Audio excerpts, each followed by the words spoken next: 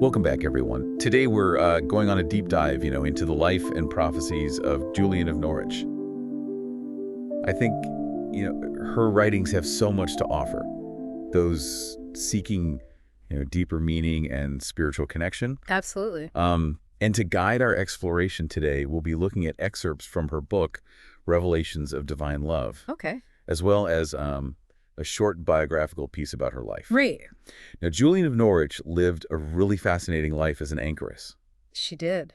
For those who might not be familiar with the term, can you explain what an anchoress is? Sure. So an anchoress is essentially a woman who has dedicated her life to prayer and contemplation. Right. And often they would live in a small cell that was attached to a church. It's an incredible level of devotion, isn't it? It is. To choose that kind of solitary existence. Yes, and especially in the time that she lived, 14th century England, Right. which was a period of great upheaval with the Black Death and all sorts of things going on. Yeah. And, speaking of her time, we actually don't know much about Julian's life before she became an anchoress That's true. at St. Julian's Church in Norwich, Right. which adds this layer of mystery to her story. It does. It makes you wonder, what led her to that path. Yeah, what experiences shaped her? Exactly. And it was during this time of solitude at the age of 30 that Julian received her famous showings. Yes. These visions, 16 in total, came during a period of grave illness when she was thought to be near death. Right.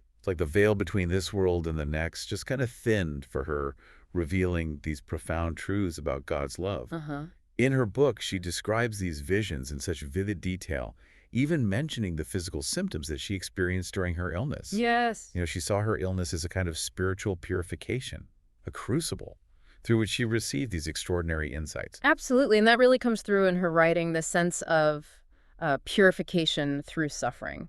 And the core message that emerges from these showings is one of overwhelming love. Yes, love as the very essence of God. Her words, "All shall be well, and all shall be well, and all manner of things shall be well," have offered comfort and solace to so many people throughout the centuries. They have, especially in times of hardship and uncertainty. Yeah, it's such a powerful message, isn't it? It is. And even more so when you consider the context in which she wrote it. The Black Death was ravaging Europe at the time. Absolutely. Yet she remained steadfast in her belief in God's goodness and ultimate plan. It speaks to the depth of her faith and her conviction that even amidst suffering and uncertainty, God's love remains a constant. One of the things that I find particularly profound about Julian's work is her concept of God as both father and mother. Yes, that's a really unique aspect of her theology. This image for someone of her time was quite revolutionary. It was. It spans our understanding of the divine, emphasizing the nurturing and compassionate aspects of God's nature. Uh-huh. It's almost like a more holistic view of God. It is. It challenges the traditional, often patriarchal views of God and encourages us to embrace a more complete understanding of the divine.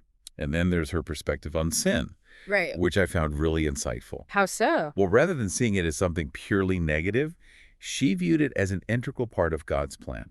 Interesting. To Julian, sin wasn't an end in itself, but a stepping stone towards spiritual growth. So she saw it as an opportunity for learning and transformation. Exactly. It challenges the conventional notion of a punitive God, It does. suggesting that even our failings, our missteps, can ultimately lead us closer to God, fostering a deeper understanding of his mercy and grace. It's a very hopeful message, isn't it? It is. It's a message of hope and redemption, reminding us that God's love extends even to our most flawed moments. Uh-huh. And I think it's this radical acceptance that makes Julian's writing so compelling even centuries later. Absolutely. Her vision of a loving and merciful God continues to resonate with people today. There's this story in Revelations of Divine Love that I found both humorous and revealing. Oh, tell me about it. Julian recounts how a religious person initially laughed at her vision of a bleeding cross, Oh, wow. but later became quite serious when she mentioned it again. It's almost as if they couldn't deny the power of her experience. Right, it speaks to the power of her visions, doesn't it? It does. Even those who were initially skeptical couldn't help but be moved by her sincerity and the depth of her experience. It's like her genuine faith, her unwavering belief in what she had seen transcended their skepticism. Yeah, and touched something deep within them. Precisely. And this unwavering faith is evident throughout her writing, particularly in her parable of the Lord and the servant. Ah, yes, that parable. It's so rich in symbolism. She uses it to illuminate the profound mysteries of God's love. humanity's fall from grace and our ultimate redemption through Christ. It's a beautiful example of how she used allegory and metaphor to convey these complex theological truths Right. in a way that's both accessible and profoundly moving. It invites us to reflect on our own relationship with God, Yes. our own journeys of falling and rising. Yeah. Julian also had several visions of the Virgin Mary, Yes, you did. who of course holds a central place in Catholic tradition. She saw Mary not once, but 3 times. 3 times. Each appearance revealing a different facet of her role in salvation history. It's fascinating how these visions reinforce Mary's unique position in God's plan, showcasing her as a model of faith and a powerful intercessor.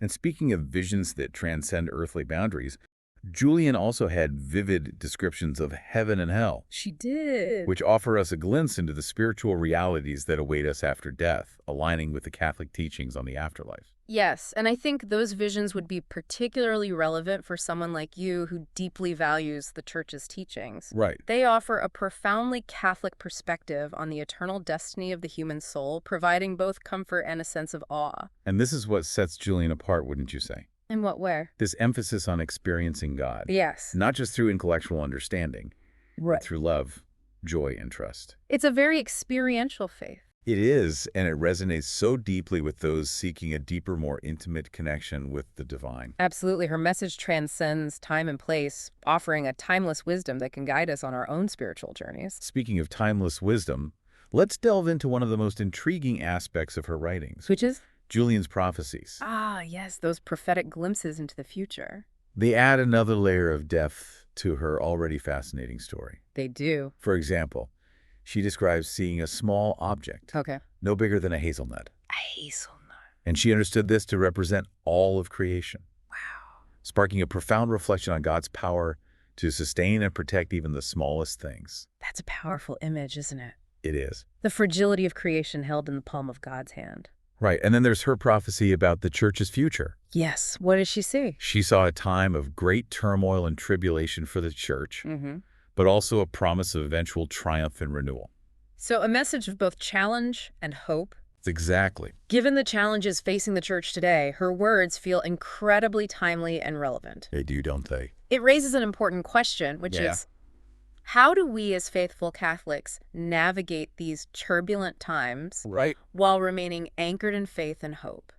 That's the question, isn't it? It is, and Julian's prophecy reminds us that even amidst trials, God's love and grace will ultimately prevail. It's an invitation to persevere. To trust in God's plan even when things seem bleak. It's not always easy, but it's essential. And to think that a woman living in such solitude, seemingly removed from the world, Right. could have such profound insights into the global Church. It really speaks to the transcendent nature of her visions, doesn't it? It does. It suggests that her connection to God transcended the limitations of her physical surroundings, allowing her to tap into a deeper well of spiritual understanding. Yes. You know, one thing that really struck me about Julian's writing What's that? was her conviction that sin, while inevitable, Right. shouldn't be our focus. We shouldn't dwell on it. Exactly. She believed that dwelling on our shortcomings only distances us from God's love. Instead, we should focus on God's mercy and grace. Right. She encouraged her readers to focus on those things. It's fascinating how she reframes our understanding of sin. It is. It's not about obsessing over our imperfections, but Mhm. rather recognizing our need for God's forgiveness and embracing his boundless love. It's a message that can be incredibly liberating for those who struggle with guilt and shame. Absolutely. And it's this emphasis on God's boundless love and mercy Yes, that makes her message resonate so deeply with people across denominations. I agree. It speaks to a universal longing for connection with the divine, a longing to be accepted and loved unconditionally. In a world often filled with negativity and judgment, her words offer a much-needed balm for the soul, They do? reminding us of the healing power of love and compassion. Now, in addition to her visions of the hazelnut and the Church's future, Julian also had a prophecy about a second coming. Now, she wasn't referring to the literal return of Christ as described in Scripture, Right. but rather to a time of spiritual awakening, a renewed awareness of God's presence in the world. That's an intriguing concept. It is, isn't it? It suggests that the second coming isn't necessarily a single event, but an ongoing process of spiritual transformation. It's The just, collective awakening to the reality of God's love and presence in our lives. it's like she's saying that the potential for positive change for a more just and loving world is always within reach, waiting to be unlocked through a collective shift in consciousness. It's a call to action, an invitation to actively participate in the unfolding of God's plan. So what would you say are some of the most important takeaways for someone approaching Julian's work for the first time? I think the key is to approach her writings with an open heart and a willingness to be challenged. To be open to new perspective. Exactly. Don't get bogged down in trying to understand every detail or theological nuance. Right. Instead, allow her words to wash over you, to speak to your heart. It's about experiencing her message of love and hope rather than dissecting it intellectually. Precisely. Let her words guide you toward a deeper, more experiential understanding of God's love. It's not about dry theology or rigid dogma. It's about opening yourself to the transformative power of love and allowing that love to guide your life.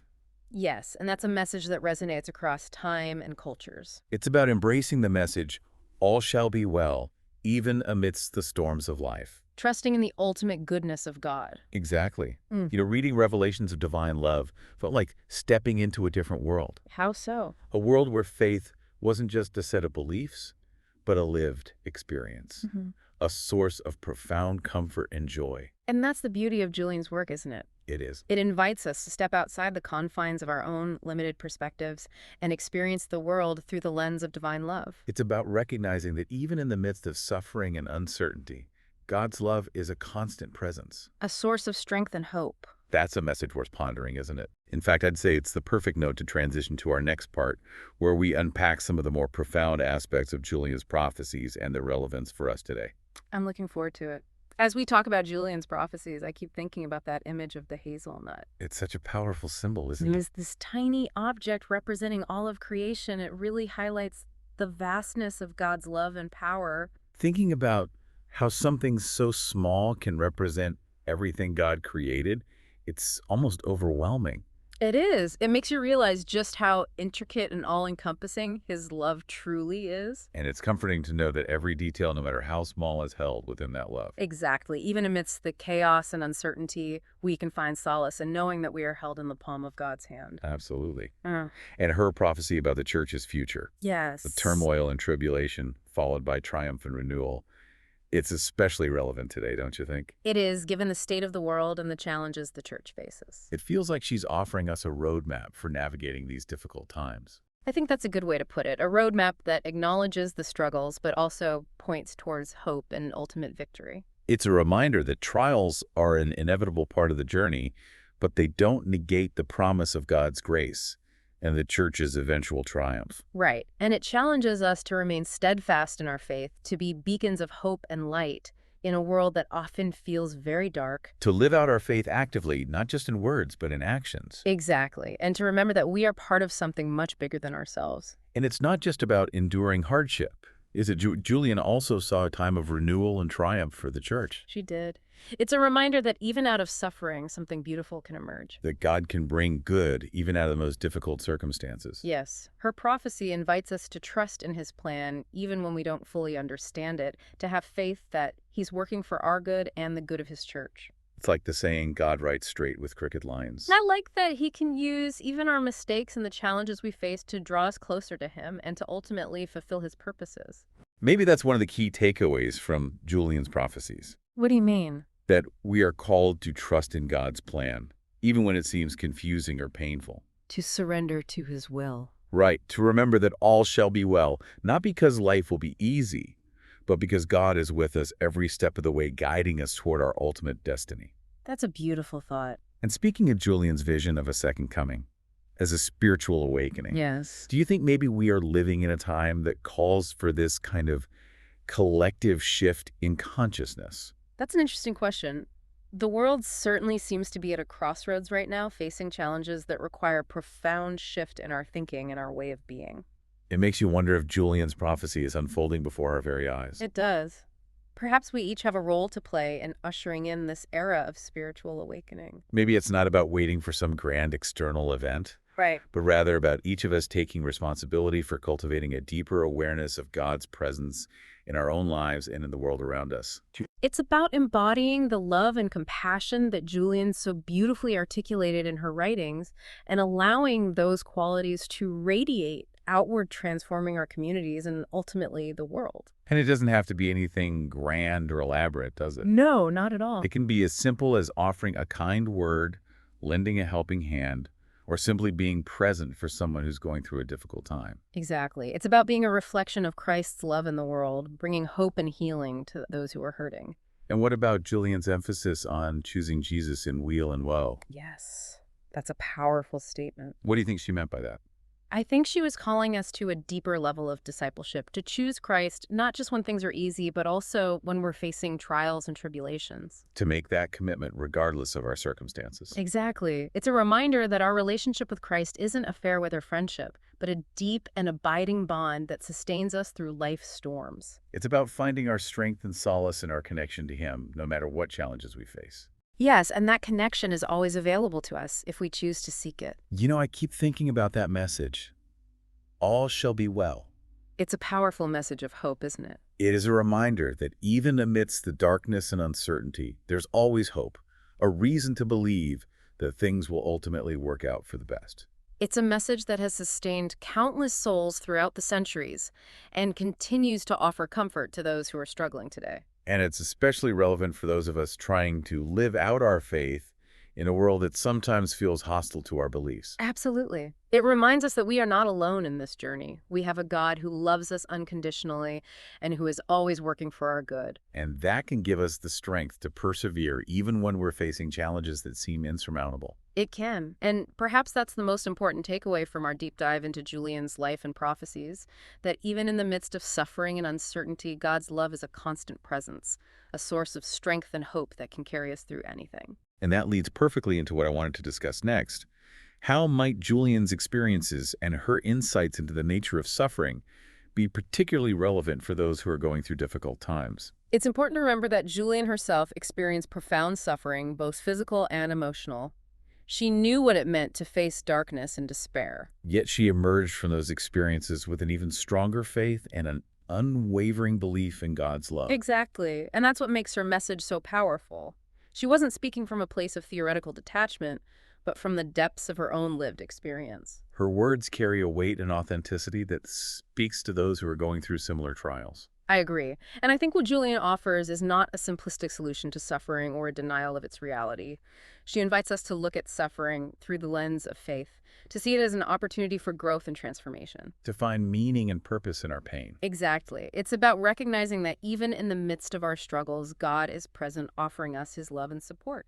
And that it's often in those moments of vulnerability, when we're stripped bare of our defenses, that we're most open to experiencing the depths of God's love and mercy. It's like a refining fire burning away the impurities and leaving behind something stronger and more beautiful. That's a great way to put it. And it's important to emphasize that Julian wasn't advocating for a passive acceptance of suffering. She believed that we have a responsibility to seek healing and wholeness. Right. It's not about glorifying suffering or resigning ourselves to a life of pain. It's about recognizing that even in the midst of our struggles, God is working to bring about our good and that we have a role to play in that process. We're called to actively participate in our own healing. Yes, by seeking out the support and resources we need to grow and to move towards wholeness. It's about working in partnership with God, trusting in his love and grace to sustain us through our difficulties and guide us towards a place of greater peace and understanding.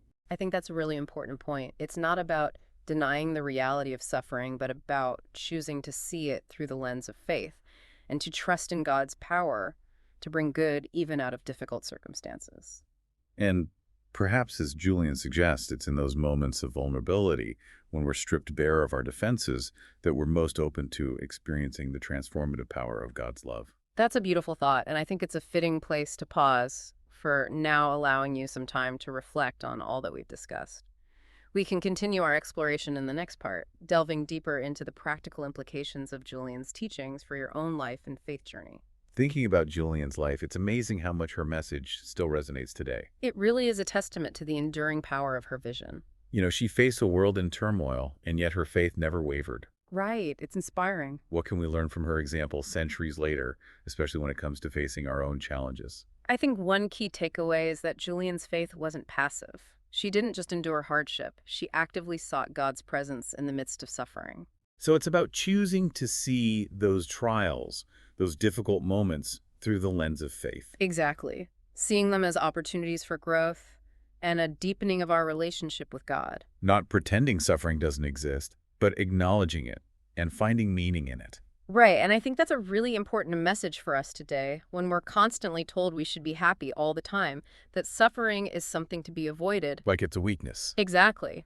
But Julian reminds us that suffering is an inevitable part of life, and it can actually be a source of strength and transformation. It's like that refiner's fire we talked about. Yes, sometimes the most intense heat and pressure can forge something stronger and more beautiful. And that's where her idea of choosing Jesus in weal and woe comes in. Yes, that commitment to following Christ no matter what life throws our way. Recognizing that our faith is a constant source of strength, not something we pick up and put down based on our circumstances. It's a deep and abiding bond that sustains us through the storms. And for someone seeking to deepen their relationship with Christ, Julian's words are a powerful invitation. They are an invitation to embrace the fullness of life with all its joys and sorrows, knowing that God is with us every step of the way. Finding comfort in his love, even in the midst of suffering. And allowing that love to be your guide. So if you're looking for practical ways to apply Julian's teachings, I think her emphasis on prayer and contemplation is a great starting point. Absolutely. Her whole life revolved around those practices. It's how she developed such a profound connection with God. It's not just about saying prayers. It's about creating space for stillness and silence, for listening to God's voice. It's about making that connection a priority in your life. And turning to God in all circumstances, both the good and the bad. Allowing his love to guide and sustain you. And I think Julian would also encourage us to find ways to serve others, to be a reflection of God's love in the world. Putting our faith into action, showing love to our neighbors. And it doesn't have to be something huge. No, even small acts of kindness can make a difference. It's about being that beacon of light in a world that can sometimes feel very dark. And as we wrap up our exploration of Julian of Norwich, I want to leave you with one final thought. That message that has brought comfort to so many. Yes. All shall be well, and all shall be well, and all manner of things shall be well. Hold on to those words. Let them be a source of strength and encouragement as you navigate your own journey of faith. And remember Julian's example, her unwavering faith, her deep love for God, and her commitment to seeking his presence in all things. May her life inspire you to deepen your own relationship with Christ and to be a beacon of his love in the world. And if you're interested in learning more about Julian, I highly recommend reading Revelations of Divine Love. It's a truly inspiring work. It is. Until next time, may you find peace and solace in the knowledge that all shall be well.